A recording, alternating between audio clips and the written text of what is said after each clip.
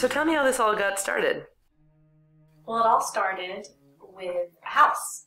We had decided to rent a house for the last couple of weeks of August to go on vacation, Lisa and me. And our families. Our families, our husbands, our 2 young children. It was a huge house, and it was near this graveyard where we wanted to do some research and basically just hang out in because it was a really cool graveyard.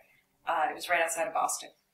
We thought it would be restful, but it ended up being very different. You know, it felt like, this is going to sound weird, but it really felt like there was something else in the house, like a presence in the house that was not us, it was not our kids. And at first my husband thought it was mice. He was blaming it on the mice. It's definitely not. It wasn't the mice. It wasn't micey at all. It was like you were in someone else's house, like you were the invader. And it wasn't exactly sinister.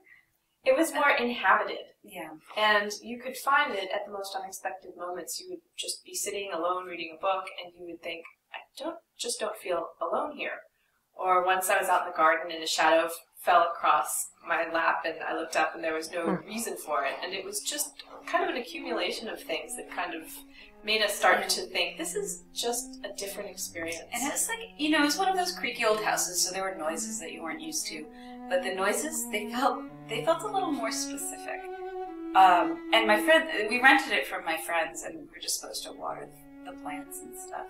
And they'd never mentioned anything like this. And we sort of were keeping it to ourselves, but at some point, our kids started talking about an imaginary friend or some boy who they had very specific information about. And the information, it was as if they had gotten together and made it up, but there were 2 and 4. There's no way that they could have gotten together. They both had a similar name for him. I think my daughter called him Toby. And mine called him Tommy. And he was like, he had red hair, he had brown eyes, he liked a soldier who ate jam from a jar with a little spoon. And he lived under the stairs in this closet. Right off the dining room. It was really weird. And around the same time we found the scrapbook. But it's weird, I can't remember where we found it. It was in the basement, in the back of the laundry room, and it was very typical. It was like a dusty old suitcase with lots of like scraps of paper and like rotting linens.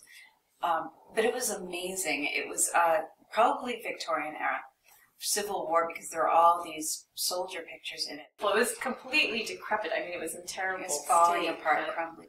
You got this glimpse. And then what was most especially beautiful to us were the old photographs of family and the bordered in black, and the spirit photos. That's really sparked something in us. What spirit photos are these, in the 19th century, especially during the Civil War, these photographers claimed that they could photograph spirits. And really it was just double exposures. But so they would have someone sitting for a portrait and then like the second person floating sort of ethereally and sort of semi-transparent in the background. We were mesmerized by it. And then on another, there was another photograph that was a very clear resemblance to the boy that was super creepy that our kids are talking about. So, you know, we had our hands on this and we thought there's a whole story here and we only have this little piece of it. Is that when you realized you had to write about this discovery? Yes, that was when Picture the Dead became our project. We knew just by looking at that. And we created this character, Jenny, who was the owner of the scrapbook, and we sort of tried to imagine why she would need to collect all this sort of evidence, and what that would lead to. And, I mean, this thing in the house. It was almost inviting us to this story. I mean, we felt that we wanted to be respectful of what we consider to be kind of a pull toward this project. It was all we could talk about, it was all we could think about, and it just obsessed us. But I don't think I'd want to stay there again. No, it's over now. Did you tell we did a vacation from that vacation. Did you tell the friends you would rent the house from what you'd found? Yeah, and they didn't really believe us. They didn't. All they wished for was that they found the scrapbook. Right, and that my son didn't scratch up the floor with his toy train.